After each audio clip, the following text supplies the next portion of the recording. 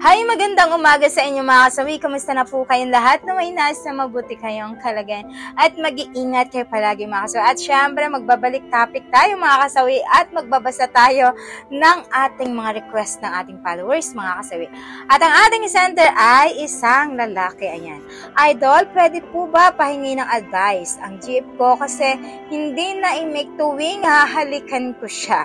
Ano kaya ang gagawin ko na mag-i-enjoy siya para magawa ko? Ano ba ang gusto ng babae para maligayahan siya, idol? Kasi first time ko ito at una siya ng GF ko, kaya parehas kami natakot kung ano ang unang gagawin sa umpisa. So, ang ating sender mga kasawi ay isang lalaki. So, ang kanyang request ay kung paano nga ba ang gagawin sa kanyang GF dahil first time nila parehas. So, kasi yung GF niya daw tuwing hinahalikan niya ay hindi ito na-mix. So, ano nga ba ang kahinaan ng mga babae para maligayahan dahil parehas sila na first time? So, ayan mga kasawi, magbibigay tayo ng advice dito sa ating sender. Para sa akin mga kasawi, lalo na sa ating sender, kung ano ang gagawin mo sa iyong jowa para masayahan, ay mas maganda na ikaw na mismo ang magpakita ng unang moves. Kasi ang pangit kapag ang babae ang unang mag-move. Lagi niyo tatandaan sa mga kalalakihan, dapat kayo ang unang mag-uumpisa pagdating dito. Kasi lalo kapag ang isang babae walang karanasan, ito tungkol dito mga kasawi, is maganda na ang lalaki talaga mismo ang gumawa ng paraan para magkaroon kayo ng intimate moment. Kasi ang pangit naman kapag ang babae ang pinapauna nyo, tapos wala ito experience tungkol dito, kahit pa maghapon kayo magtitigan, hindi talaga mauuna ang mga kababaihan na gumawa ng paraan para kayo ay magkaroon ng moment na ganito.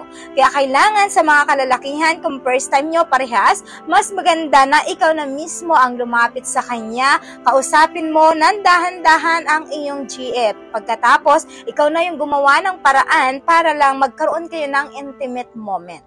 Kasi ang pangit naman kapag siya yung pinauna mo, hindi talaga mangyayari yan. So, andun na papasok kapag once na ikaw nang unang mag-move, binalikan mo yung GF mo, tapos siya ay hindi pumalag, so ibig sabihin, nagugustuhan ng GF mo na yung iyong ginagawa. So, ibig sabihin, bugso kasi ng damdamin yan mga kasawi. Alam nyo ba, kahit na first time kayong dalawa, pero kapag kamahal nyo ang isa't isa, ay talagang mangyayari, ay may mangyayari at mangyayari talaga sa inyo. Kasi nga, bugso ng damdamin, init na ng damdamin kapag once na kayo ay madikit, lalo kapag first time nyo na ginagawa ang moment na ganito, napakasarap sa pakiramdam bilang babae o lalaki kapag first time nyo ito mga kasawi. Ito yung pinakamasarap na moment kapag first time, ika nga, diba? Dahil hindi nyo alam kung ano yung pakiramdam niya, pakiramdam mo, para pag nagdikit lang kayo, ay parang kuryente na kayong dalawa. Kumbaga, hindi nyo na kailangan pang turuan. Ito ay talagang isip at puso ninyo ay gumagalaw na ng dahan-dahan para kayo ay magkaroon ng magnet sa isa't isa. Kapag once na ganito na mangyari mga kasawi, ay talagang magugulat ka na lang, nagawa nyo na pala sa isa't isa ang ganitong moment. Hindi nyo na kailangan pang anuhin, diba? Kasi dala na ng bugso ng damdamin yan mga kasawi. Ang sarap na sa pakiramdam kapag naibigay mo na sa iyong mahal ang iyong kinaiingatan. Pero make sure lang na kapag once na nagbigay ang inyong mga GF sa inyo, na talagang dapat wag naman yung lulukuhin.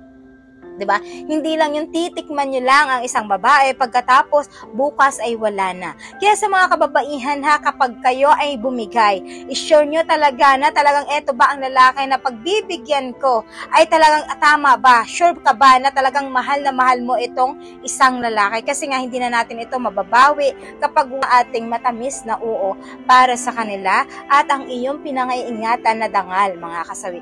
So yun lang po yung aking advice sa ating sender. Kapag kaganito po, pagkaingatan mo na kapag once na meron nang mangyari sa inyo, huwag mo nang papakawala ng isang babae. Huwag mo nang lulukuhin. Siyempre naman, napakasakit bilang babae kapag once na nakuha mo na ang gusto mo sa isang babae, talagang iiwan mo na lang. Kailangan ay panindigan mo at pakasalan mo. Kasi sa panahon natin naman talaga ngayon, ay bibihira na talaga yung kasal muna bago yung alam nyo na mga sawi. jugjugyan. Pero ngayon kasi, mas nauuna ang jugjugyan bago ang kasalan. Kasi sa aming unang panahon ay kasal muna bago ang jugjugyan. Pero sa henerasyon natin ngayon, mga kasawi, ay talagang jugjugyan muna bago kasal. So make sure lang kapag once na nagbigay kayo ng inyong pagka-virginity, isang lalaki ay make sure nyo talaga na pahalagahan nyo na.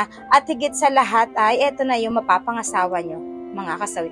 Yan lamang po mga kasawi yung aking advice. Maraming salamat sa patuloy na pagsuporta niyo sa akin, sa walang sawang pag-share at pag-comment. Sa mga hindi pa po nakapag-subscribe, pwede na kayo mag-subscribe, pwede na rin kayo mag-follow para updated kayo sa topic ko araw-araw. Magandang umaga mga kasawi.